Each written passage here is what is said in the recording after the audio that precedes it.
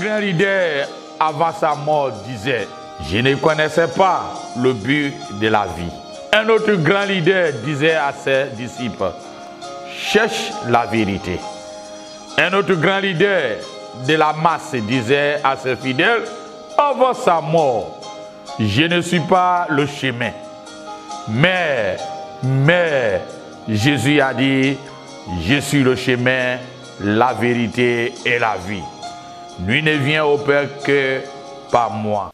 La persécution. La persécution.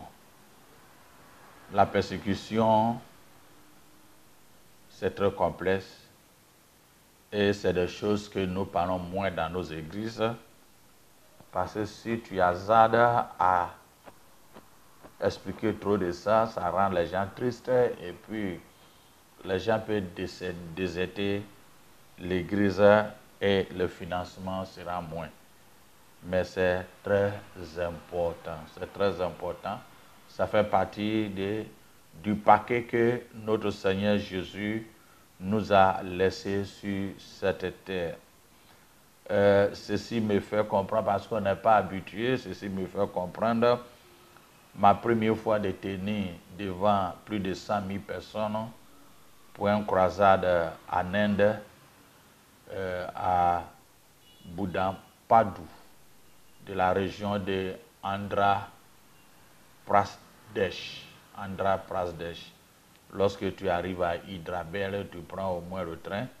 À 5 heures de temps, tu arrives à Budampadu. Pourquoi me faire expliquer en train de parler de cette histoire? Parce que lorsque je suis arrivé, et le gouverneur du district, Dieu merci, est un chrétien, et on m'a bien logé, ils ont pris tous mes documents, et ils ont pris mes documents et pour garder. Donc, je n'avais rien à moi-même, Donc, je me posais la question, mais pourquoi ils ont pris ces documents? Et au cours de croisade, il m'a dit, Bishop, l'objectif que nous avons pris les documents est ceci. Parce que dans ces croisades, on ne sait pas ce qui peut arriver à tout moment. Dans le cas où les intégristes viennent et ils nous persécutent, ils nous tuent, à ce moment-là, c'est avec tes documents, on peut tracer, connaître le pays où tu viens et toutes ces choses. Donc, tu peux y arriver. Alors, j'avais le visage triste parce qu'il dit, mais écoutez, je suis venu d'ici, pas être mouru, je n'ai pas dit pas être mouru, pas être persécuté. Je suis venu prêcher l'évangile. Parce qu'on n'est pas habitué à expliquer ces choses-là. Je disais ça à mon esprit. Mais eux, ils étaient contents. Ils disaient, mais si la mort, c'est un pont pour nous permettre d'aller au ciel, si on peut aller au ciel vite, de toute façon, si les terroristes viennent, on est prêt à aller. Et ils étaient tous contents, femmes et garçons. Ceci m'a fait rappeler la parole que Jésus a dit dans Luc 23, verset 31, en disant, car si on l'a fait ces choses au bois vert, quand arrivera-t-il au bois sec? Si on le fait ces choses au bois vert, quand arrivera-t-il au bois sec? Les premiers chrétiens s'attendaient à souffrir durant au premier siècle jusqu'à nos jours, mais les premiers chrétiens attendaient à souffrir, à être persécutés. Le Christ était mort sur la croix. Il n'y avait donc pas plus grand honneur que d'imiter cette mort en acceptant le martyre. C'est ça, fait partie des philosophies du premier siècle. Et c'est ça, ça fait partie de les chrétiens et les pasteurs que je les ai croisés en Inde. Histoire d'Israël juif, dépeint ou décrits dans les écrits apocryphes, tels que le 4e livre de Maccabée, okay? La nature glorieuse de la mort plutôt que le renoncement à Israël.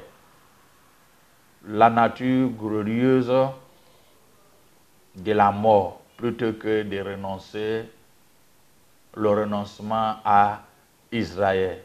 Donc, les Juifs considèrent que d'être martyrisé est beaucoup important pour la foi chrétienne. Pour la foi chrétienne. C'est ainsi, apôtre Pierre disait à son épître 1 Pierre que si vous souffrez en tant que chrétien, n'ayez pas honte, mais louez Dieu de ce que vous portez ce nom. Vous portez ce nom. 1 Pierre 4, verset 16. Et bon nombre de personnes pensent que quand un chrétien est persécuté, il dit hey, regardez, c'est son péché, c'est parce qu'il a fait ceci, cela. Mais Pierre nous dit, soyez heureux, n'ayez pas honte, supportez. Jésus a dit, si ces choses arrivaient au bois vert, quand arriveras-tu au bois sec? Voir un peu historique des martyrs des premiers chrétiens. De l'an 30 à l'an 311, période au cours de laquelle 54 empires ont régné sur l'Empire romain. Une dizaine seulement ont pris la peine à serrer ou à persécuter les chrétiens. Bien sûr, la persécution n'était pas généralisée dans l'Empire romain par tous les empires, mais il y avait certains, par exemple, Decius, en 243 à 251, a délibérément tenté de persécuter les chrétiens sur l'Empire à son règne. C'est-à-dire qu'il voulait généraliser la persécution sur son règne, mais cela n'a pas été le cas. Parce qu'il considérait que les gens n'adorent pas les dieux. Il y avait l'empereur Claude en l'an 40 en 54, persécutait l'Église, mais sans le savoir qu'il persécutait. Voir le livre Actes des Apôtres, chapitre 19, où apôtre Paul et ses compagnons étaient persécutés. Nous voyons durant l'Empire romain que Néron, à 54 à 68, a essayé et il a rejeté des torts ou des torts pour une incendie sur une petite communauté chrétienne de la vie. Il a jeté un tort sur une petite communauté chrétienne lorsqu'il y a eu incendie dans une petite, dans une ville. Et il a dit que ceci est dû aux chrétiens. Alors, il a fait tuer beaucoup de chrétiens. Il y a aussi l'empereur Domitien en l'an 80 à 96 a même jeté Jean l'apôtre au lit de Patmos. L'historien Pline a appelé Domitien la bête de l'enfer, qui était assis dans sa tanière, lâchant le sang. Il était cruel. Dans le livre de l'Apocalypse, Jean, qui a écrit l'Apocalypse, a peut-être fait référence à Domitien lorsqu'il écrit une bête de l'abîme qui blasphème le ciel et boit le sang des saints. Souhaitons environ 70 à 140 est tenu pour l'un des principaux historiens de la langue latine, a dit ceci. Domitien était le premier empereur à se faire nommer officiellement à Rome. Dieu le Seigneur. Il a insisté pour que les autres personnes saluent sa grandeur avec l'acclamation comme Seigneur de la terre, invincible, gloire, saint, toi seul, Dieu le Seigneur. C'est ce que les chrétiens n'aimaient pas. À une objective, la destruction de la chrétienté. Jésus n'est pas dit en vain lorsqu'il disait que ce qui arrivé au bois vert, arriverait au bois sec. Je suis en train de parler de toutes ces choses en disant que si tu es en train d'être persécuté ou tu traverses une persécution, ne pense pas que tu es le seul. Dès le commencement de l'Église, ces choses continuent jusqu'à nos jours. Donc ne pense pas que quand on va à l'Église, c'est pour uniquement. Comme un fidèle m'avait dit, papa, est-ce que Jésus ne peut pas attendre un peu pour que je me marie et avoir des enfants avant qu'il vienne? On parle de la persécution, toutes ces choses. Moi, ça me fait un peu triste et mal. Mais je veux dire aussi que la chrétienté n'est pas uniquement mariée, n'est pas uniquement avoir le visa, n'est pas uniquement avoir de l'argent, n'est pas uniquement avoir bon travail, mais de la foi attachée avec Jésus-Christ. Jésus a dit, suis-moi, suis-moi. On voit l'empereur Trajan en 698, en 117, a dit que le chrétien qui renonce sa foi ne sera pas puni à mort. Si tu es un chrétien et tu renonces ta foi, tu ne seras pas puni à mort. Parce que l'objectif, croit que les chrétiens sont des gens qui portent de la malheur à l'impur, qui portent de malheur dans la grande impure. Alors, Trajan, à son temps, que l'évêque d'Antioche, Nias, était persécuté, livré aux bêtes à Rome pour être tué. Plus tard, à 115, il y a eu Polycarpe aussi, qui était mort, martyrisé à son temps. La tradition chrétienne considère que Pierre était le fondateur de l'église d'Antioche. L'église d'Antioche, en Turquie actuelle. Le premier prêtre à la population chrétienne a établi dans cette ville où Pierre était là, était comme le prêtre principal qui l'a dirigé. Mais l'église même était bien avant, il y avait des fidèles durant la persécution à Jérusalem, étaient déjà partis dans ces endroits-là.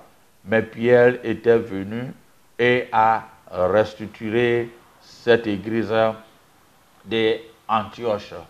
Et c'est de là que nous avons eu le nom traditionnellement appelé chrétien, qu'aujourd'hui on t'appelle chrétien, on m'appelle chrétien. Ce nom venait des païens, des gens qui ne sont pas chrétiens, n'adhèrent pas à nos foi, mais ont vu et ont constaté que le comportement et le caractère et le mode de vie de ceux qui étaient là, suivaient Jésus-Christ, faisaient la même chose.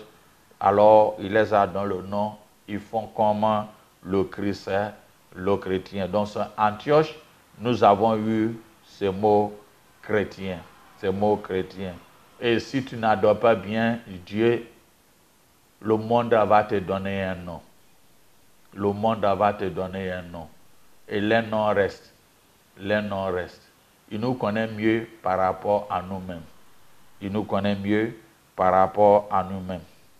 Vous voyez, prends l'exemple de celui qui vit dans une obscurité, dans nos villages, toi qui dis tu es dans la lumière, dès que tu sors et hors de la lumière, c'est ceux-mêmes qui sortent, ils sont sans lumière dans l'obscurité même qui te dirigent, qu'est-ce qu'il y a à faire? Parce qu'ils sont habitués. Donc il ne faudrait pas que nous soyons dans cet état. Antioche était évangélisée durant, comme on appelle, après la persécution de la mort de certains fidèles à son temps à Jérusalem, comme Étienne, lorsque nous lisons Actes des Apôtres, chapitre 11, versets 19 à 20. Et les noms des premiers chrétiens étaient arrivés à 11, verset 26. Ignace et Polycarpe étaient décédés, étaient martyrisés par l'empereur Trajan. Empereur Trajan. Mais considère ceux qui ne savaient pas, Ignace et Polycarpe étaient parmi les disciples de l'apôtre Jean. L'un des derniers apôtres a vécu parmi les 12 que Jésus a choisis. Ceci était reporté par Irénée et Tertullien. Il y a eu aussi l'empereur Marc Aurèle, qu'en latin on dit Marcus Aurelius, en l'an 161 à 180, qui a fait persécuter Irénée et à le tuer. Plus tard, Justin, le premier philosophe chrétien, a été aussi était martyrisé sur le rein de Marc. Irénée, comprenez, ne venait pas des Lions, mais des Smyrne en Asie mineure, qui est aujourd'hui Izmir en Turquie. En Turquie. Irénée a transmis les règles de la foi qu'il avait reçues à Lyon, en France, et il a dit ceci: seul Dieu, notre origine, un seul Dieu, notre origine, un seul sauveur, le Christ, un seul salut, notre espérance pour tous. Il a aussi témoigné d'unité de l'Église et de toute l'Église qu'il a gardée, et il dit que toute l'Église doit garder le lien des apôtres. Irénée était de Smyrne, il est passé en France, Lyon, et qui avait dit ceci. Mais il y a une citation qu'il avait dessus. Il nous rappelle que ce n'est pas notre culture, notre histoire, notre pays qui nous font chrétiens. Il a dit, ceux qui sont nés, il s'est dit, je suis enfant de pasteur, je suis né de l'église. Il dit, non, ça fait, j'ajoute ça. Mais lui, il a dit, ce n'est pas notre culture, notre histoire, c'est-à-dire où on est né dans l'église, mon père est pasteur, les présidents, non. Notre pays qui nous font chrétiens. Mais c'est lié aux apôtres. Eux qui nous font connaître et aimer Jésus-Christ. La foi est une relation, pas une identité. Je répète, il dit, ce n'est pas notre histoire ou notre pays qui nous fait devenir, qui fait que nous sommes chrétiens, ou notre culture, mais c'est lié aux apôtres. C'est un lien aux apôtres, l'enseignement des apôtres, et qui nous fait connaître et aimer Jésus-Christ. Et il a dit, la foi est une relation, pas une identité. Pas une identité. On voit aussi Sévérus ou Septime Sévère en l'an 93 à 211. À 211, a fait tuer, martyriser Clément d'Alexandrie, ainsi que le père de Origène. Ceci était reporté par le théologien de nord-africain Tertullien, qui avait écrit beaucoup d'ouvrages concernant la chrétienté. Il y avait décès en 249 à 251 a essayé de persécuter les chrétiens sur l'échelle de l'Empire. Valérien aussi a dit, tous les chrétiens qui détournera de leur voie de la foi ne sera pas persécuté. Il a blâmé les chrétiens aussi concernant le malheur, le déclin que l'Empire romain était en train de subir. Alors la persécution était arrivée. Mais en 284 à 305, il y a eu l'empire Drocratien. Le premier des audits des Drocratiens interdisait à tous les chrétiens à donner les livres sacrés. Aussi, il a ordonné la destruction de tous les ouvrages chrétiens et de les églises. À son temps, la persécution était si féroce.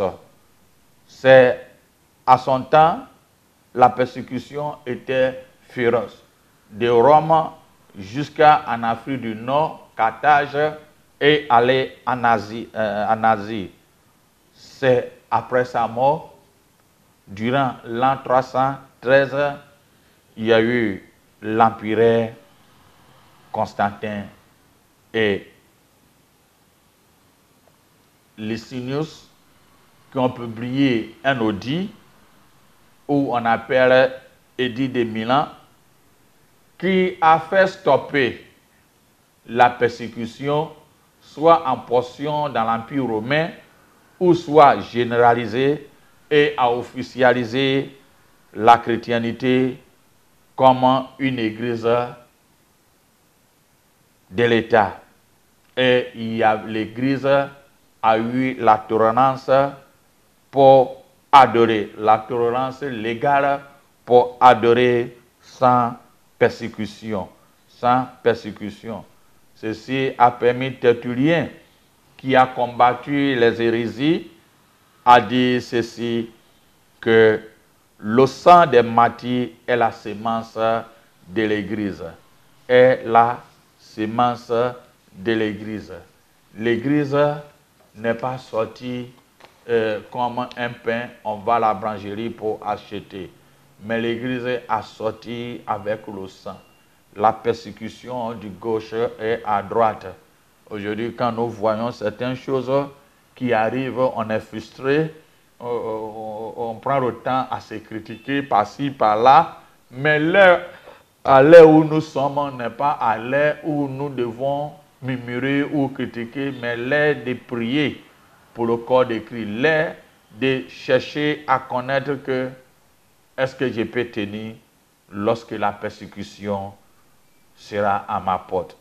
Parce que Christ nous a dit, si on l'a fait ces choses au bois vert, quand arriveras-tu au bois sec?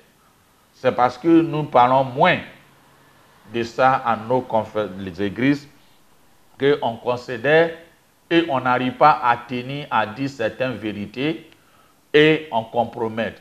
Mais dès un moment où nous enseignons que la persécution fait partie de nos chrétiennités, dès la base, l'Église, dès la base, est bien structurée et fondée. Et la compromission, c'est là moins. On dirait beaucoup de vérités par rapport à compromettre parce que puisque nous ne savons pas ou nous prenons à la légère de la persécution, c'est ce qui nous conduit à compromettre certaines vérités. On voit certaines vérités, on dit non, on doit ce qui n'est pas non, on dit oui. On aime le commérage et à dire certaines choses. Dans Hébreux 11, l'écrivain, ou certains disent Paul, moi aussi certains disent Apollos, partage des histoires des grands héros de la foi. Vers la fin du chapitre de Hébreux 11, il décrit l'expérience des persécutés. Ceux qui ne nous ont pas nommés, mais bien connus de notre Père céleste. Il a dit ceci, Hébreux 11, versets 35 à 38, il a dit, certains ont été torturés, d'autres ont subi des moqueries, et beaucoup, et des coups de fouet, et même des chaînes et emprisonnements. Ils ont été lapidés, ils ont été sciés en deux, ils ont été tués avec une épée. Ils allaient ça et la vertu des peaux des brebis et des boucs. Diminuent, affligés, maltraités, donc le monde n'était pas digne. Regardez, la chrétienté n'est pas, je répète, n'est pas ce que tu le vois, avec une veste et cravate ici et pommadé, mais il faut s'attendre à tout. Il faut s'attendre à tout.